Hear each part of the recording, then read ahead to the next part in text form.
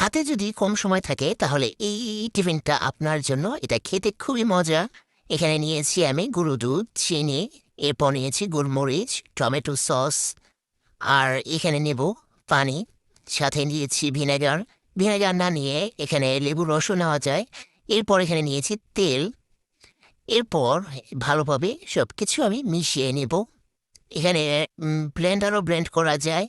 আবার আমার হাতে সময় বললাম না, কম সময়, ব্লেন্ডার আবার ধোয়া লাগে, তাহলে বাড়তি ঝামেলা।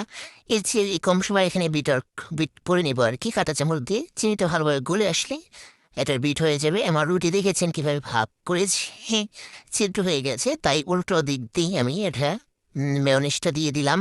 এই সস মেয়নিজ যাই বলেন, ডিম ছাড়া এটাও খেতে খুবই মজার।